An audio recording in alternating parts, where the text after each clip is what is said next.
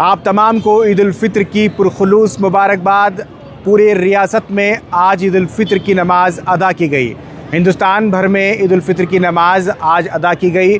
कई इलाकों में, ख़ास करके साहिली इलाकों में ईद उल फित्र कल पढ़ा गया था, क्योंकि केरला, भटकल और कई इलाकों में चांद एक दिन पहले नज़र आया था। इस वजह से वहाँ एक दिन पहले ईद हुई है।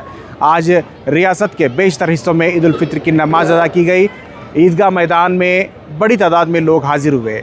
बेंगलुरु के कादरिया मस्जिद के करीब सरखाजी ईदगाह कुद्दूस साहब में वज़ीर आला सिद्धरामैया पहुँचे और उन्होंने पूरी रियासत की आवाम को ईद उल फित्र की मुबारकबादी दी और इत्तेहाद का पैगाम दिया। इसी तरह से चामराजपेट के ईदगाह मैदान में रियासती वज़ीर ज़मीर अहमद खान ने ईद उल फित्र की नमाज़ अदा की।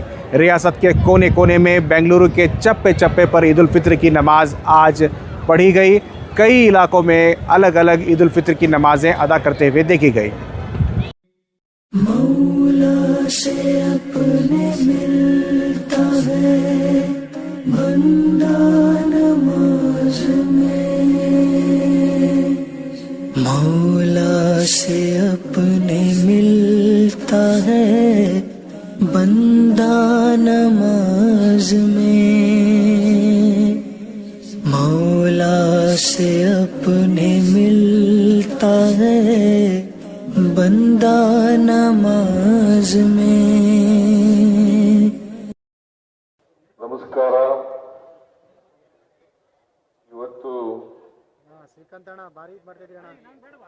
ರಂಜಾನ್ ಹಬ್ಬ. ನಾವೆಲ್ಲರೂ ಸೇರಿ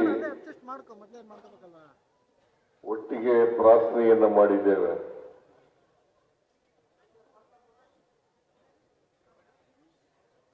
ನಾವು ಪ್ರಾರ್ಥನೆ ಮಾಡ್ತಕ್ಕಂಥದ್ದು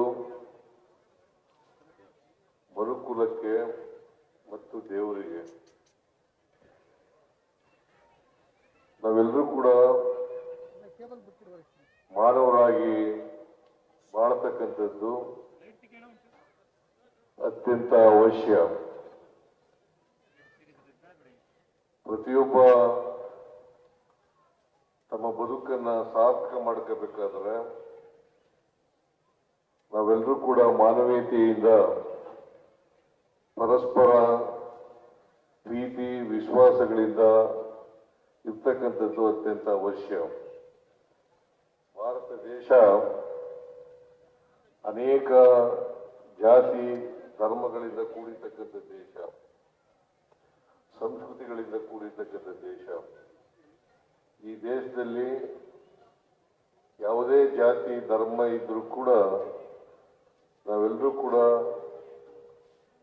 ಏಕತೆಯಿಂದ ಬಾಳ್ತಕ್ಕಂಥ, ಒಟ್ಟಾಗಿ ಬಾಳ್ತಕ್ಕಂಥ ಕೆಲಸವನ್ನ ಮಾಡಬೇಕು. ಯಾವುದೇ ಧರ್ಮ ದ್ವೇಷವನ್ನ ಬೋಧನೆ ಮಾಡಲ್ಲ. ಅದು ಇಸ್ಲಾಂ ಧರ್ಮ ಇರ್ಬೋದು, ಹಿಂದೂ ಧರ್ಮ ಇರ್ಬೋದು, ಕ್ರೈಸ್ತ ಧರ್ಮ ಇರ್ಬೋದು, ಸಿಖ್ ಧರ್ಮ ಇರ್ಬೋದು.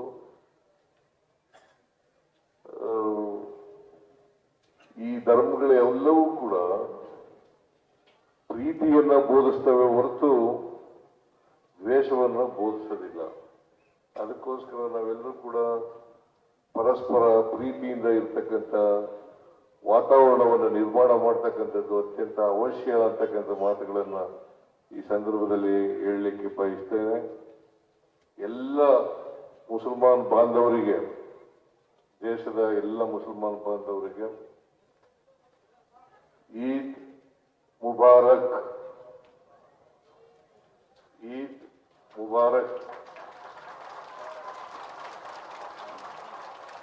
ಎಲ್ಲ ಮುಸಲ್ಮಾನ್ ಬಾಂಧವರಿಗೂ ಹಬ್ಬದ ಶುಭಾಶಯಗಳು.